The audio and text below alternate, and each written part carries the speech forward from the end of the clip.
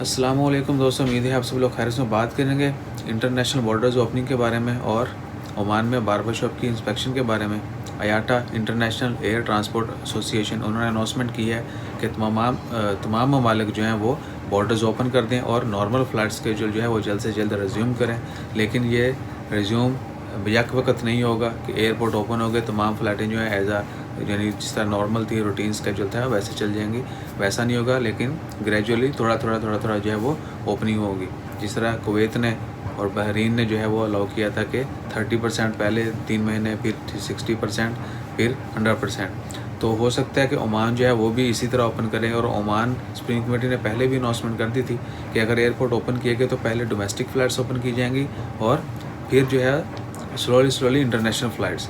सो इंशाल्लाह खैर कल स्प्रिंग कमेटी की प्रेस कॉन्फ्रेंस भी है 3 सितंबर 2020 जुमेरात के दिन।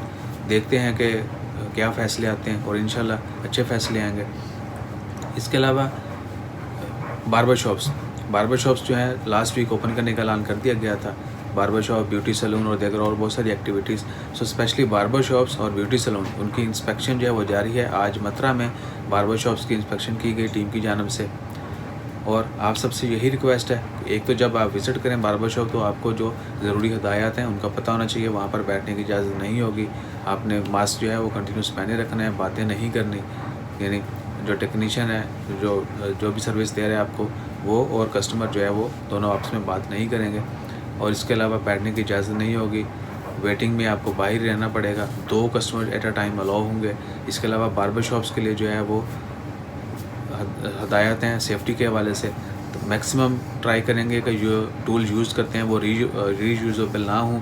और अगर रीयूज़ेबल जो टूल्स हैं, सीज़र वगैरह और दीगर इस तरह के आलात, उनको कंटिन्यूसली स्टेरलाइज़ करना है और एक डिवाइस होती है उसका नाम मुझे भूल गया, उसके अंदर रखना है। सो जितने भी बार्बर हज़रात हैं उनसे रिक्वेस्ट है कि अपने आप को प्रिपेयर करें। कभी भी कोई भी टीम जो है वो आगे इंस्पेक्शन के लिए चेकअप कर सकती है। अगर कोई चीज़ मिसिंग हुई, अगर प्रॉपर्ली सेफ्टी मेजर्स जो फॉलो ना करते हुए, तो आपको फ़ाइन भी हो सकता है। सो अपना ख्याल रखें। दोस्त अहबाब अज़ीज़ों तमाम दोस्तों का अहबाब का ख्याल रखें।